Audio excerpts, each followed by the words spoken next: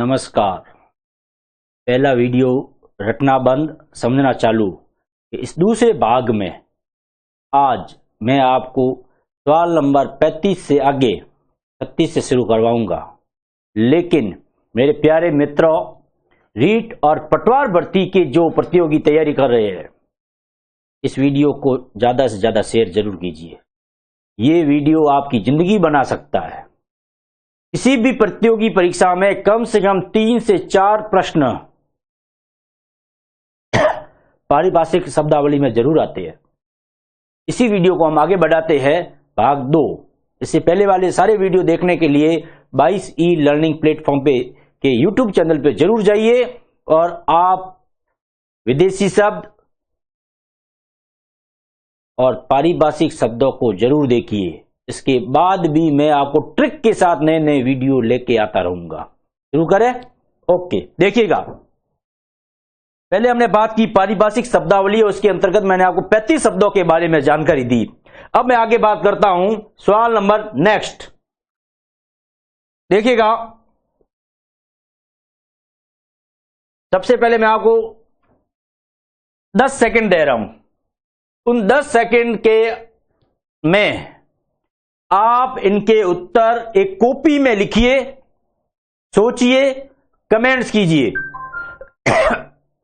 फिर उसके बाद मैं इसके उत्तर बताता हूं।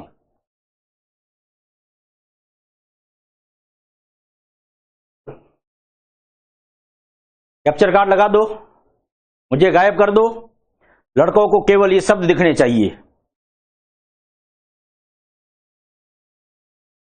ओके, टाइम समाप्त। अब ध्यान दीजिए, उम्मीद है आपने सही किया होगा। पार्टी, कौन सी पार्टी? पार्टी देखते दिमाग के अंदर आ जाता है, वो वाली पार्टी नहीं है जहां शराब चलती है। इस पार्टी का मतलब आप ऑफिस के अंदर बैठे हो।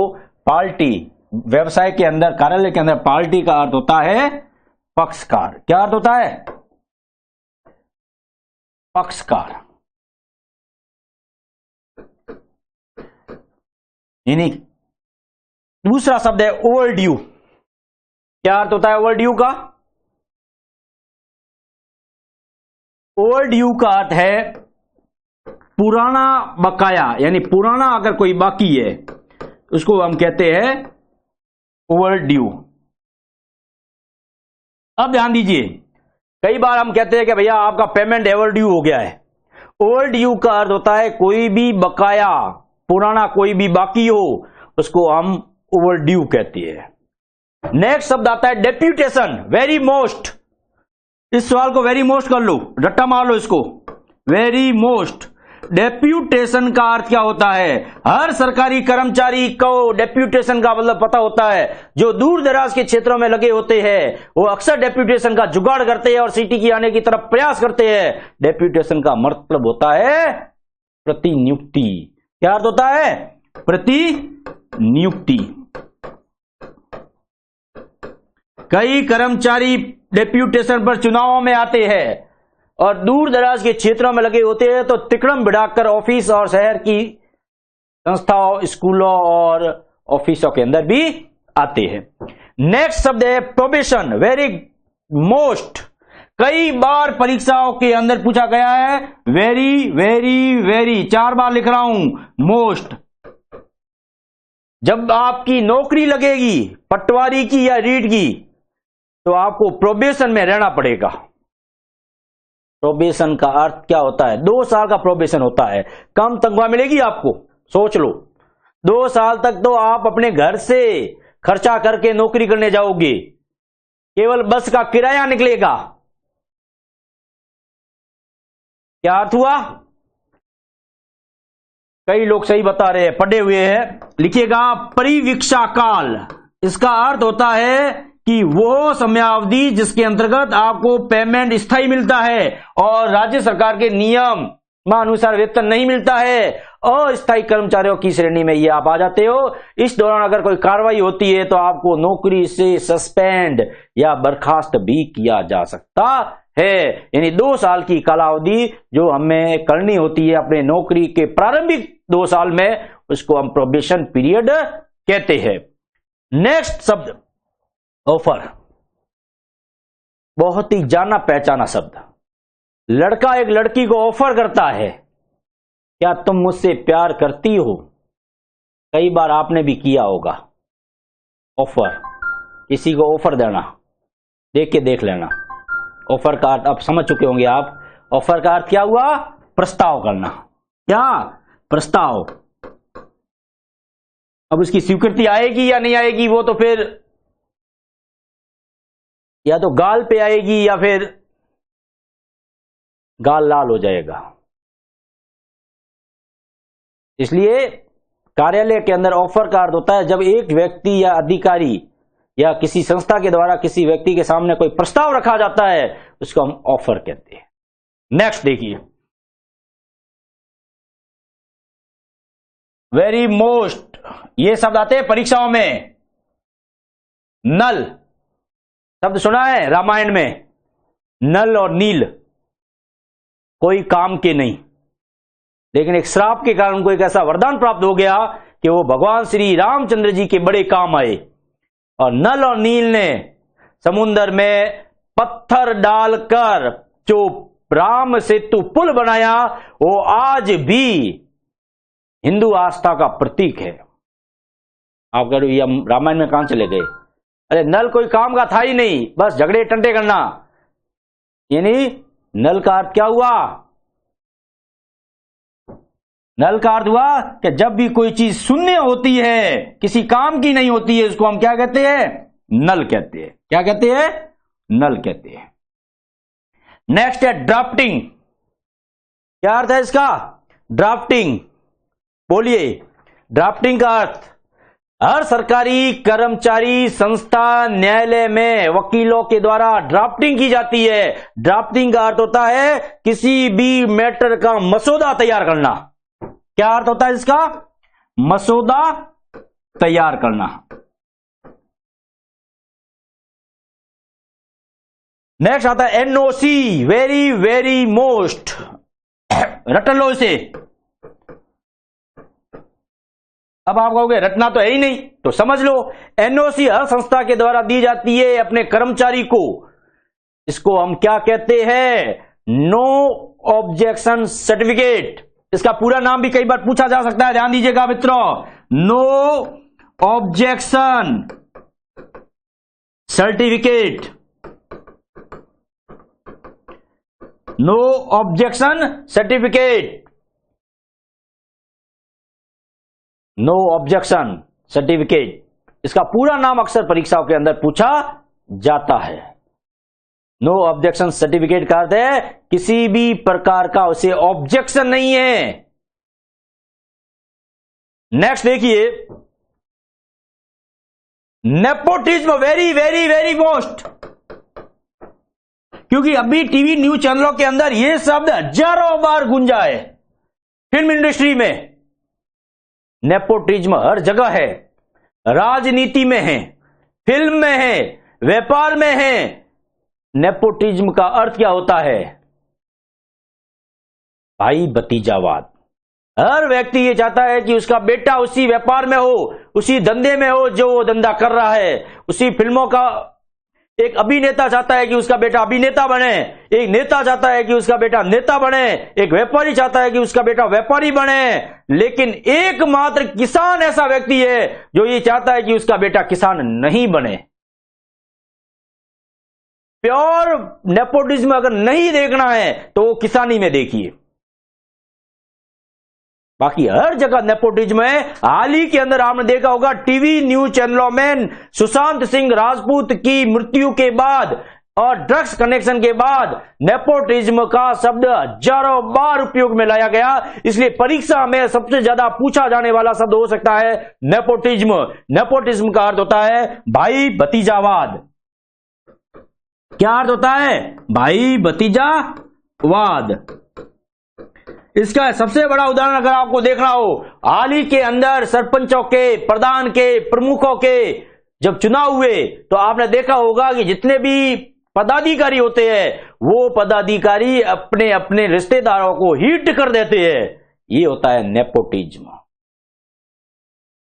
क्या होता है? नेपोटिज्म। नेक्स्ट देखिए, नेगोशिएट। क्या अर्थ होता है? नेगोशिएट। नेगोशिएट के अंदर आपने देखा होगा कि हाल ही के अंदर किसान आंदोलन चल रहे हैं और उन किसान आंदोलन के अंतर्गत किसान और सरकार के बीच में बातचीत चल रही है। क्या चल रही है? बातचीत। और बातचीत के अंदर अगर इसकी अंग्रेजी वर्जन देखा हो कि किसान और सरकार के मध्य नेगोशिएशन हो रहा है। क्या हो रहा है? नेगोशिएशन का अर्थ होता है बातचीत करना। क्या अर्थ होता है? बातचीत करना। आप सीधे उदाहरणों को दिमाग में रखिए, आपको ऑटोमेटिकली शब्द समझ में आ जाएगा। नेक्स्ट देखिए, अगला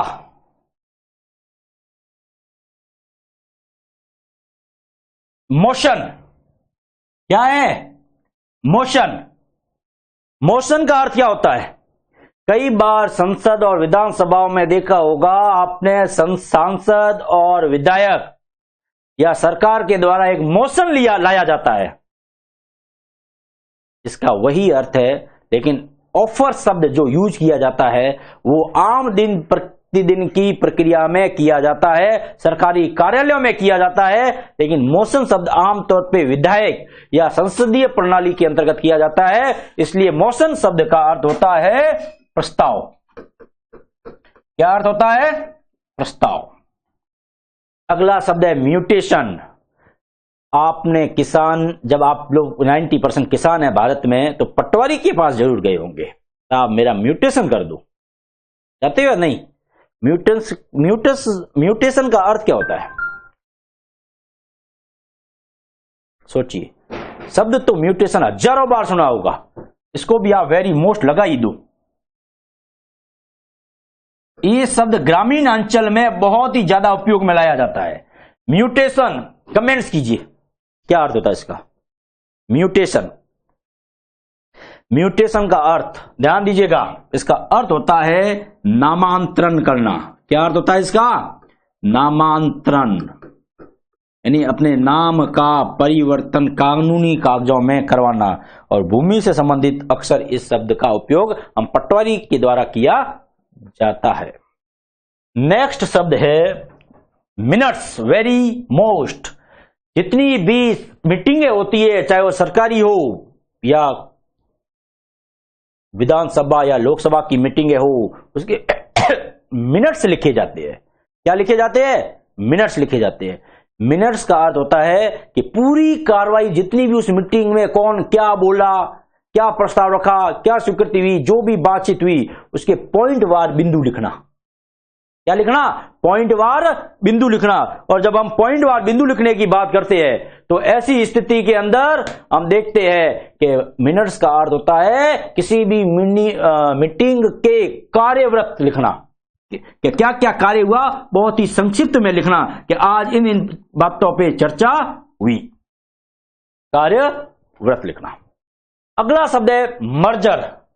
मर्जर आपने देखा होगा, जब कोई दो या दो से अधिक संस्थाओं का, कंपनियों का मर्जर किया जाता है। देखिए मेरा हाथ, मर्जर किया जाता है, फोड़ना नहीं है। मर्जर का अर्थ होता है एक दूसरे में मिलाना।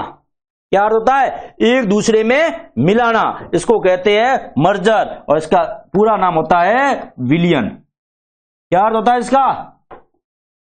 विलियन।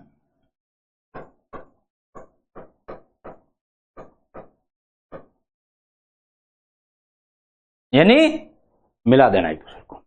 फिर अगला शब्द है manual, very very most. Mobile खरीदा होगा आपने, सबके पास है, और आप देख भी तो मोबाइल से रहे हो। हर मोबाइल के पैकेट के अंतर्गत उस पैकेट में एक मैनुअल आता है। टीवी खरीदी होगी, फ्रिज खरीदा होगा, कोई भी इलेक्ट्रॉनिक उपकरण खरीदा होगा, उसका एक मैनुअल आता है। उस मैनुअल का अर्थ होता है नियम पुस्तिका।